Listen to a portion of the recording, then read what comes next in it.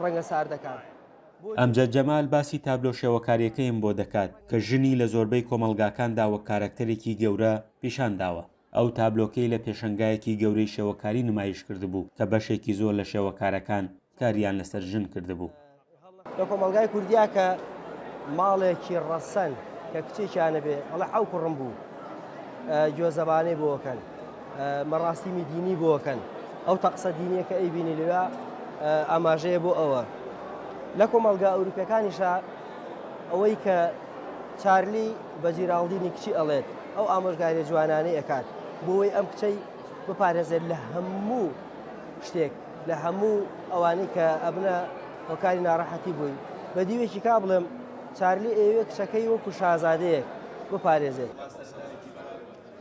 هەرچەندە ئەم پێشەنگایە کە پێشەنگای مامۆستایانی هونەرە تایبەتمەند نییە بە ژنانەوە، بەڵام وێنەی ژن و تایبەتمەندی و خواستەکانی کراونەتە بەشێکی بەرچاو لە کاری شێوەکارەکان.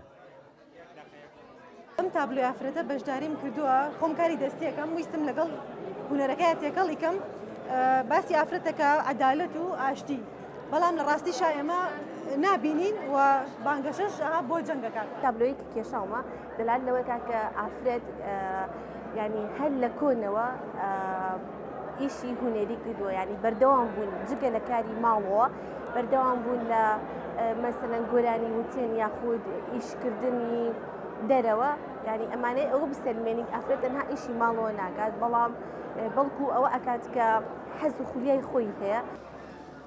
ئەم کارە شێوەکاریە زۆرانەی لەسەر ژن ئامادەکراون، وەک شێوەکارەکان دەڵێن گوزارشتن لە چەندین چیرۆکی واقعی ژن کە وەک کارێکتەرێک پێیاندا تێپەڕ دەبێت.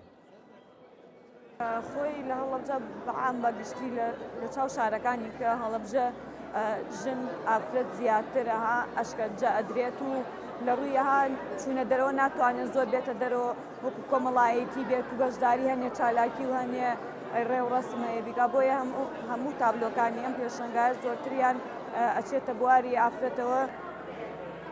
بە گوێرەی بەشداربووانی پێشەنگاکە کە زیاتر لە 100 کاری شێوەکاری ئامادەکرابوون، زیاتر لە نیوەی شێوەکارەکان ژن بوون و لە ناوەندەکانی خوێندندا وانەی هونەر بە خوێندکاران دەڵێنەوە و ڕاهێنانی هونەریان پێدەکەن. فەرحان هەورامانی، دەنگی ئەمریکا، هەڵەبجە.